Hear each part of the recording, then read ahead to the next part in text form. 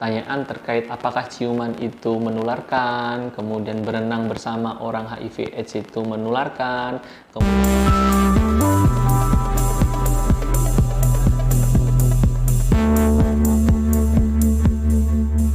Assalamualaikum warahmatullahi wabarakatuh. Selamat pagi, salam sejahtera untuk kita semua. Berjumpa dengan saya Dr. Muhammad Muklis dalam program acara Sehari Takwa, sehat bersama Rumah Sakit Islam At-Taqwa. Kali ini saya akan membahas mengenai beberapa pertanyaan yang masuk terkait dengan HIV dan AIDS. Ada pertanyaan masuk mengenai HIV dan AIDS itu apakah sama? Jawabannya adalah berbeda. HIV itu sendiri merupakan kepanjangan dari Human Immunodeficiency Virus, yaitu virus yang menyebabkan penurunan daya tahan tubuh. Sedangkan AIDS itu sendiri adalah kumpulan gejala-gejala yang diakibatkan oleh penurunan daya tahan tubuh. Jadi HIV dan AIDS itu adalah dua hal yang berbeda.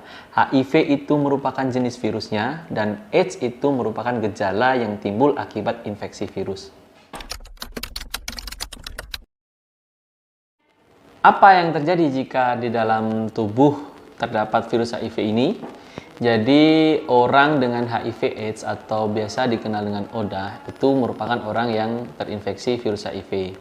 Virus HIV ini menyerang sistem kekebalan tubuh. Jika kita ibaratkan di dalam tubuh kita itu ada tentara yang biasa dikenal dengan leukosit.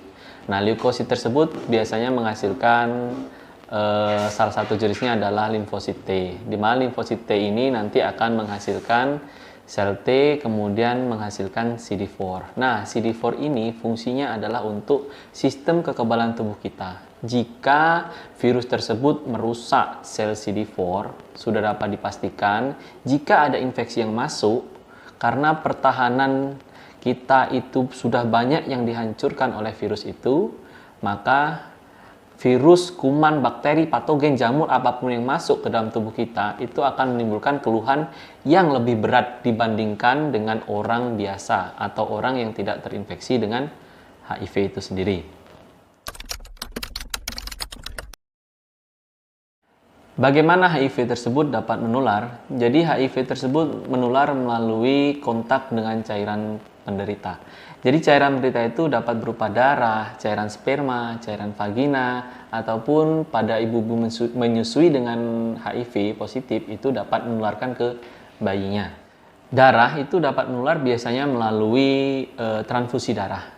Cuman tidak perlu khawatir untuk sahabat sehat semua, karena untuk saat ini setiap pendonor darah itu selalu dilakukan screening. Salah satunya adalah pemeriksaan HIV. Jadi insya Allah darah yang diterima dari pendonor itu tidak terdapat virus HIV. Pada orang yang terkena virus HIV menggunakan jarum suntik, kemudian ada temannya yang pinjam jarumnya tersebut untuk dipakai oleh temannya, kemudian temannya lagi minjem lagi ke temannya, akhirnya itulah menjadi faktor penyebab penularan dari HIV itu sendiri.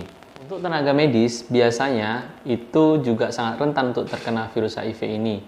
Misalnya setelah menyuntik pasien dan secara tidak tersengaja tertusuk oleh jarum yang digunakan untuk menyuntik pasien, cairan sperma dan cairan vagina. Nah, kedua cairan tersebut sangatlah infeksius, terutama untuk orang yang dengan HIV/AIDS positif. Jadi, jika kita ibaratkan misal si A itu orang dengan HIV/AIDS, kemudian ada si B. Si B ini baru kenal dengan si A, kemudian dekat, akhirnya si A dan si B ini melakukan hubungan badan atau hubungan seksual. Nah, si B yang awalnya ini negatif berhubungan dengan si A, kemungkinan besar itu si B ini akan tertular. Karena secara tidak langsung hubungan seksual tersebut dapat menimbulkan mikrotrauma.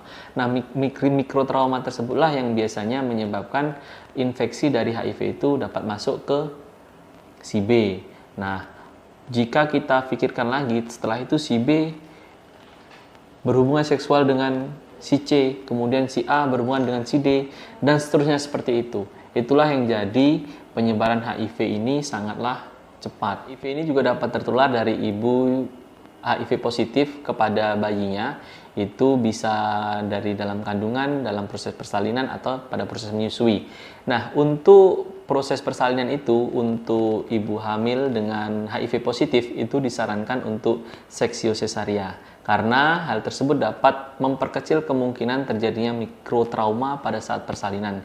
Sehingga tidak terdapat lesi yang kecil pada bayinya, dan bayinya juga dapat terhindar dari virus tersebut. Yang menyusui itu disarankan untuk tidak menyusui jika ibu tersebut positif HIV, karena ditakutkan proses menyusui tersebut malah akan menimbulkan perpindahan virus dari ibu ke bayinya. Lagi pertanyaan terkait apakah ciuman itu menularkan, kemudian berenang bersama orang HIV/AIDS itu menularkan, kemudian serumah, bersalaman, berjabat tangan dengan orang dengan HIV/AIDS ini menularkan? Jawabannya adalah tidak. Sebagaimana yang sudah jelaskan tadi, bahwa penularannya melalui kontak cairan tubuh orang dengan HIV/AIDS positif. Kira-kira apa yang akan kita lakukan jika ada kerabat, keluarga, sanak famili, atau siapapun yang ternyata waktu pemeriksaan HIV-nya positif? Yang harus pertama kali dilakukan adalah berikan dukungan untuk pengobatan. Setelah itu, penderita atau orang dengan HIV ini harus segera meminum obat antiretroviral. Tujuan dari minum obat ini adalah yang pertama, agar untuk penderita yang belum timbul gejala itu tidak sampai jatuh ke tahap AIDS atau Acquired Immunodeficiency Syndrome, sehingga sudah muncul gejala-gejala yang banyak sekali. Selanjutnya adalah untuk orang-orang yang sudah jatuh pada fase atau stadium AIDS, itu untuk mencegah terjadinya infeksi sekunder, misalnya TBC dan lain sebagainya. Untuk pencegahannya itu ada 5 tahapan.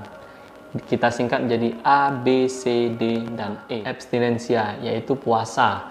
Untuk remaja, untuk orang-orang yang belum memiliki pasangan, sebaiknya melakukan puasa dan tidak melakukan hubungan seks bebas. Faithful, yaitu saling setia terhadap pasangan. Kondom, yaitu gunakan kondom untuk orang-orang yang berisiko tinggi melakukan hubungan seksual. Don't drugs, atau tidak menggunakan narkoba, tidak ngobat istilahnya itu.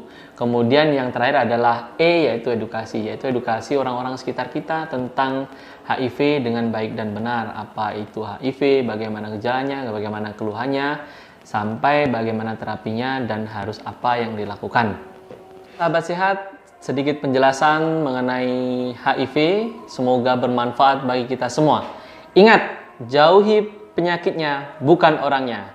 Salam sehat, sampai jumpa kembali di Sehari Takwa. Assalamualaikum warahmatullahi wabarakatuh.